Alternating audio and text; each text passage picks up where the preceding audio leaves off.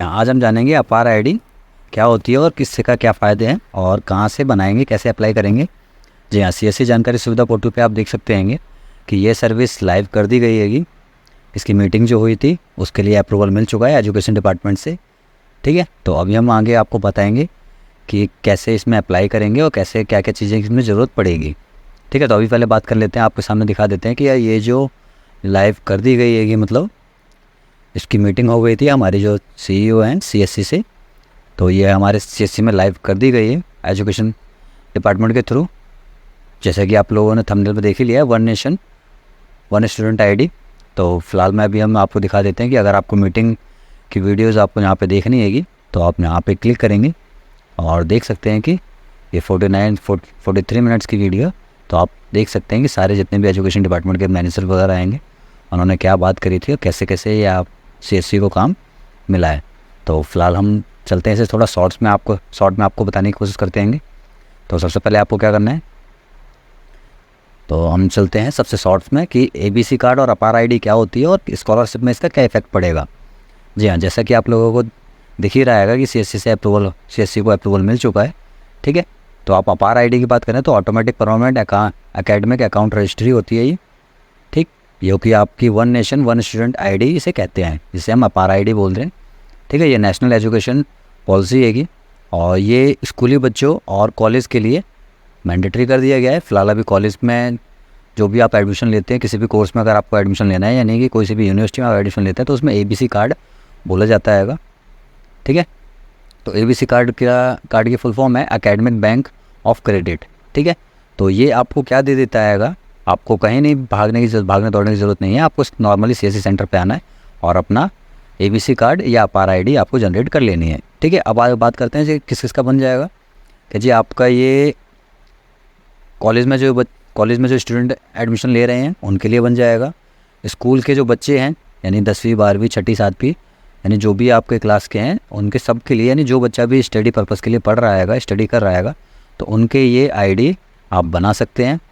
अब इसमें आपको बेनिफिट क्या क्या मिलते हैं, तो बेनिफिट की बात कर देते हैं। तो ये आप जो भी एजुकेशन में आपको स्कॉलरशिप मिलने वाली होती है या आपको कोर्स में फ्लेक्सिबिलिटी चाहिए कि आप जैसे कहीं पे अपना मूवमेंट करते हैं, माइग्रेट करते हैं या कोर्स ट्रांसफ़र करते हैंगे या आपको कॉलेज चेंज करना है, तो आप इस आईडी के थ्रू बड़े ही आसानी से, जैसे आपने फर्स्ट ईयर कर लिया तो सेकंड ईयर आप वहाँ पे ट्रांसफ़र अपना ले सकते हैं। आपका सेकंड ईयर में एडमिशन हो जाएगा। आपको यूनिवर्सिटी बदलनी है, स्कूल बदलना है, या आपको गवर्नमेंट से मिलने वाली स्कॉलरशिप है, या आपको और भी सब्सिडीज़ जो मिलने वाली होती हैं कैटेगरीज़ को, तो वो आप डायरेक्टली इस आईडी कार्ड से आप इजीली ले सकते हैं। इसमें आपका सारा रिकॉर्ड रहेगा, सारी चीज़ डिटेल आपकी इसमें रहने वाली है। ठीक है, जैसे कि आप देख सकते हैं इसमें सेकंड ईयर में आप डायरेक्ट एडमिशन ले सकते हैं और ये सबके लिए लागू हो जाएगा। जैसे कि ज़रूरी नहीं कि ये रेगुलर वाले बंदों के लिए हो, ऑनलाइन जो अपनी पढ़ाई कर रहे हैं उनके लिए भी एप्लीकेबल है, और जो डिस्टेंस लर्निंग कर रहे हैं जैसे SOL से कर रहे हैं, NIOS से कर रहे हैं, या ओपन से कर रहे हैं, या इग्नू से कर रहे हैं। ठीक है, ये सब के लिए ही वैलिड है। तो सबसे पहले हमें क्या करना है, अपना डिजिटल सेवा पोर्टल लॉगिन कर लेना है यूज़र नेम और पासवर्ड से। तो हम फटाफट साइन इन कर लेते हैं। अब इसमें मैं डिटेल आपको बड़ा शॉर्ट करके बताने वाला हूँ। ठीक है, बाकी सारी डिटेल आप देख सकते हैं। जैसे कि आप डिजिटल सेवा पोर्टल पे आते हैं तो आपको वैली की मंथली EKYC करनी पड़ेगी, जो बुकी बायोमेट्रिक होती हैगी। आप देख सकते हैं पॉपअप आ रहा है, तो इसके लिए नीचे डिस्क्रिप्शन में आपको वीडियो मिल जाएगी। ठीक है, मंथली में आपको एक ट्रांजेक्शन और आपको अटेंडेंस लगानी है, अपनी अपडेट करनी है EKYC के थ्रू, यानी बायोमेट्रिक। अगर अदरवाइज़ आप नहीं करते हैं तो आपकी CSC आईडी बंद भी हो सकती है।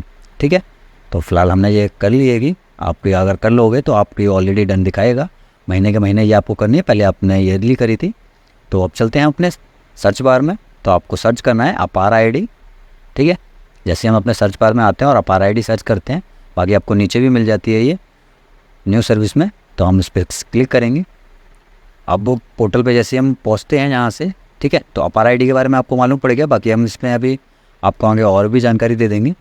ठीक है, तो अपार आईडी जैसे कि आपने देखा हुआ है मिनिस्ट्री ऑफ एजुकेशन डिपार्टमेंट के थ्रू चलती है, गवर्नमेंट ऑफ इंडिया। तो अपार आपको मालूम है ये automatic permanent academic account registry होती है। ठीक है, ये सिंपली ये डिजिटल रिकॉर्ड आपका रखता है। ठीक है, जैसे भी आपको कोर्स वगैरह कुछ भी कर रहे हैं आप।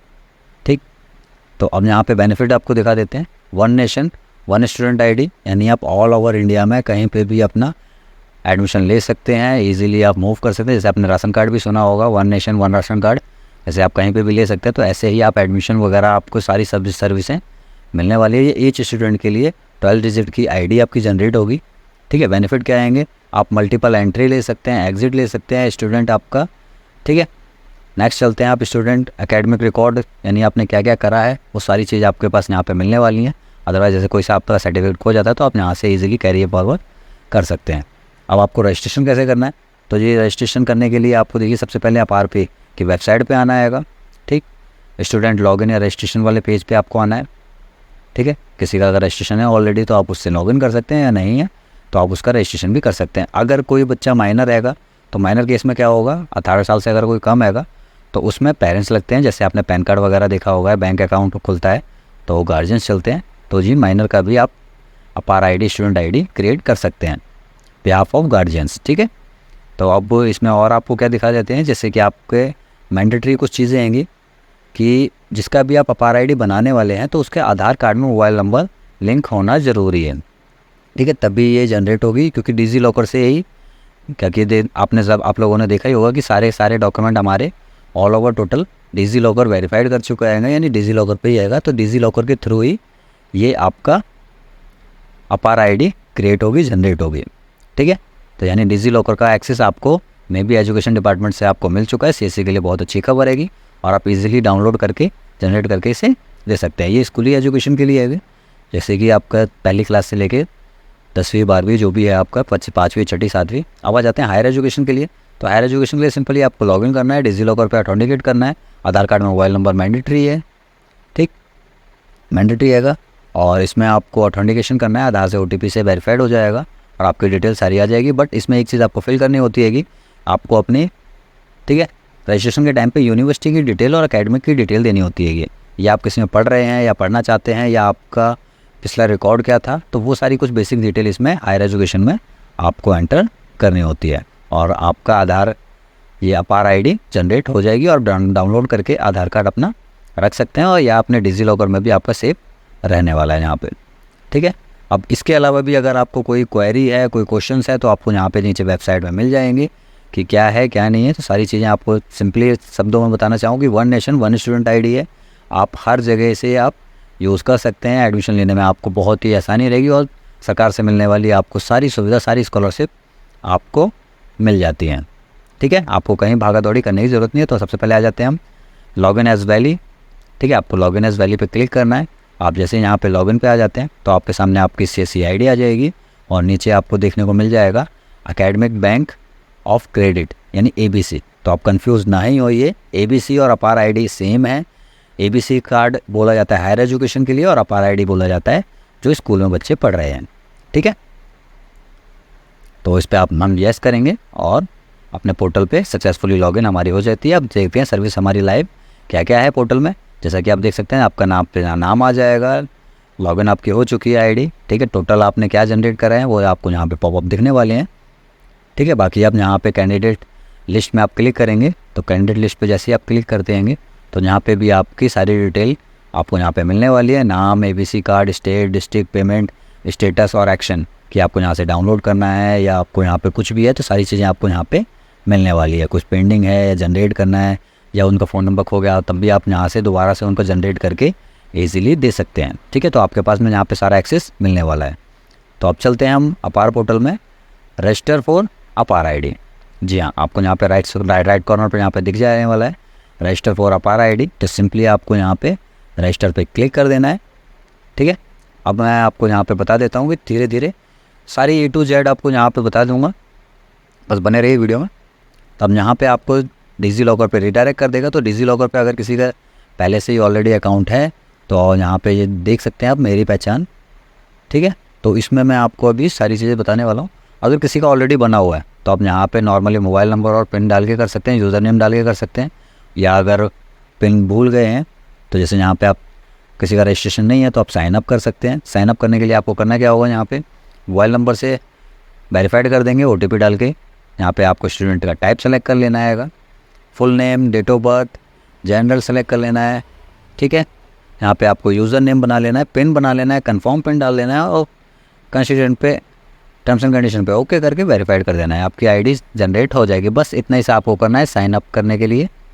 ठीक है, यहाँ से आपका साइनअप हो गया। और अगर किसी का साइनअप ऑलरेडी है यानी आपने आईडी बना रखी है तो मोबाइल नंबर और पिन से भी कर सकते हैं, यूज़र नेम से भी कर सकते हैं, या Aadhaar card, PAN card, driving licence, वो भी मैं आपको बता दूंगा कि कैसे करना है। या अगर कोई भूल चुके हैं तो आप यहाँ से फॉरगेट भी आसानी से कर सकते हैं।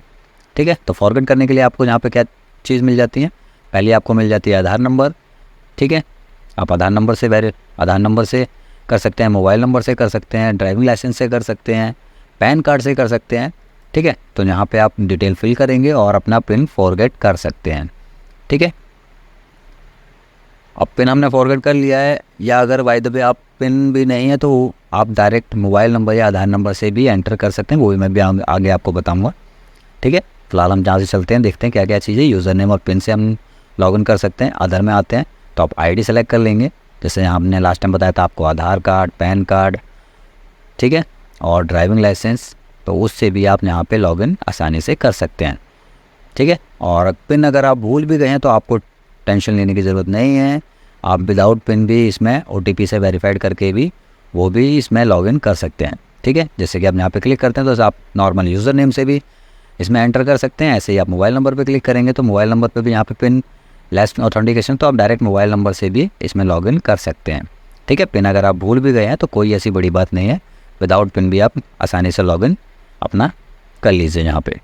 ठीक, और बाकी बात करते हैं कि अगर कोई अदर स्टेट से है, कुछ अलग स्टेटों में और भी चीज़ें चल रही है, तो आपको लॉगिन विदस लॉगिन पे आना है। ठीक है, तो यहाँ पे आप देख सकते हैं जैसे हमारे यहाँ पे डिजी लॉ चल रहा है, मेरी पहचान चल रही है, तो ऐसे अलग अलग स्टेटों में ई प्रमाण चल रहा है, तो आप यहाँ पे क्लिक करेंगे।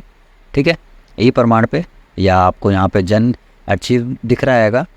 कुछ स्टेटों में ये दोनों सर्विसेज चल रही हैं, जैसे कहीं पे डिजी लॉकर है, कहीं पे मेरी पहचान है, तो अलग अलग चीज़ें चल रही हैं। तो आप सेम मेथड आपको यहाँ पे भी अप्लाई कर देना है। अगर उनकी आईडी इसमें बनी हुई है तो यहाँ से लॉगिन कर लेंगे, आप नहीं बनी है तो सेम जैसे हमने यहाँ पे मोबाइल नंबर से एंटर करके वहाँ कैरी फॉरवर्ड किया था, तो आप ऐसे ही सेम इधर से भी कैरी फॉरवर्ड कर सकते हैं।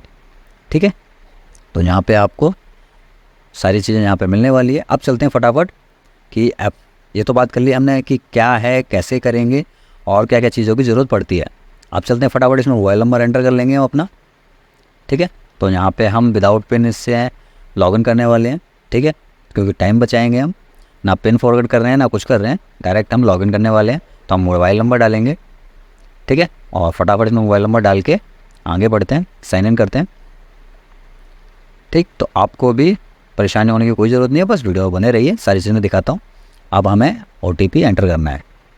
ठीक है, तो यहाँ पे हमारा OTP आ चुका है, देखेंगे आप मोबाइल नंबर और आपकी ईमेल आईडी जो भी आपके डिजी लॉकर में रजिस्टर्ड है उस पर आपको यहाँ पे मिल जाने वाला है।